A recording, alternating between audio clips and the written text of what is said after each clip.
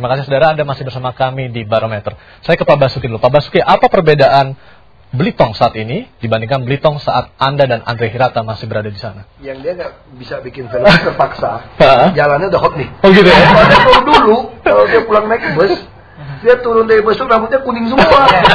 Karena busnya berlubang, terus tangannya kuning. Makanya saya lihat di film ini semua hot mic gitu loh. Nah, termasuk ke Kampung Lintang semua udah hot mic. Karena memang sejak kita jadi bupati, memang hot mic itu bagus gitu ya. Bikin. Padahal dulu memang Kampung Lintang tuh di ujung, Pak ya? Di selatan. Di selatan. Jadi memang Kausi Lintang itu memang terkenal kampung orang pinter-pinter. Mereka makan ikan.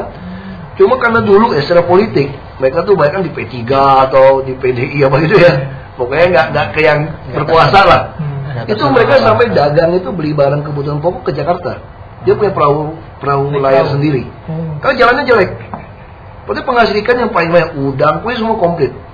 Jadi bisa bayangkan nggak orang-orang kayak begitu, yang begitu pintar, dimusuhin, nggak ada listrik.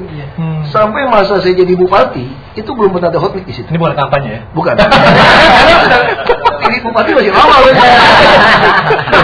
Itu saya cuma mau gambarkan betul-betul anak Tanjung Kumbang itu pintar sekali. Itu betul anak pintar banget. Berarti masih banyak lintang yang lain ya? Bisa jadi ya? Masih banyak. Saya punya teman sekolah, saya bilang, bapak saya selalu marahin saya begitu. Lo jangan sok ya, dia bilang beda dulu sama sekarang apa? Waktu saya kuliah di Trisakti, bapak saya bilang begini, kamu jangan sok ya. Kamu bukan anak paling pintar di kampung kita ya. Masih banyak anak yang lebih pintar dari kamu.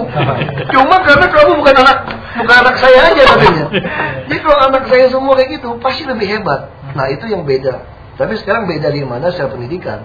Kita Belitung Timur tidak akan lagi pernah kejadian anak pintar nggak kuliah. Karena kita semua kirim. Sampai tahun ini sudah 30 lebih. Sampai penerus saya juga lakukan. Jadi kalau promosi, jadi kita sampai biaya hidup semua ditanggung ya.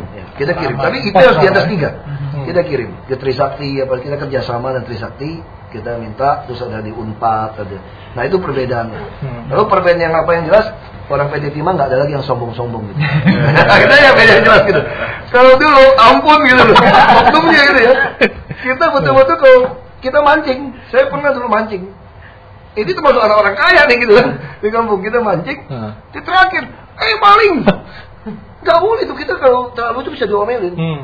Nah, tapi kita kan sekolah di negeri ya. Saya lihat film itu betul-betul perbedaan sangat jelas ya. Sekarang negeri juga ada banyak SMP. Apa kondisi sekolah masih sekolah negeri masih seperti sekolahnya Andre ya? Udah bagus ya. Udah bagus banget. Udah gak ada lagi sekolah kayak gitu. Jadi dulu Muhammadiyah itu depan-depanan sama SMP Jaya Bakti. Kita suka pinjam lokalnya juga gitu. Dia saling pinjam kelas.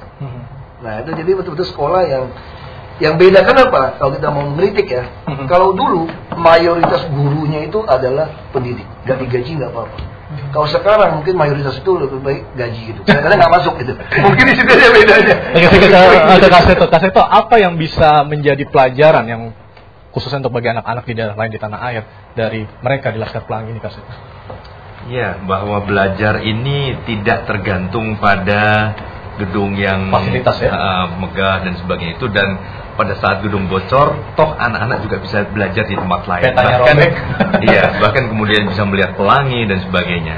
Kalau kita melihat coba standar isi kurikulum kita, itu kan ada etika, ada estetika, lalu ada iptek, lalu ada kewarganegaraan dan ada olahraga. Nah, ini semua itu sudah diwujudkan oleh anak-anak pada waktu belajar di Laskar Pelangi ini. Pada waktu etika saja, itu pendidikan moral dengan agama itu sudah. Lalu estetika, keindahan, itu juga memuji keindahan alamnya. Itu sekaligus juga kewarganegaraan, bangga kepada tanah air. Ipteknya sendiri, itu kan disebutkan Mejiku, Hibinio, segala macam itu. Itu justru belajar dari sumbernya yang langsung, bukan sekedar pada buku dan sebagainya.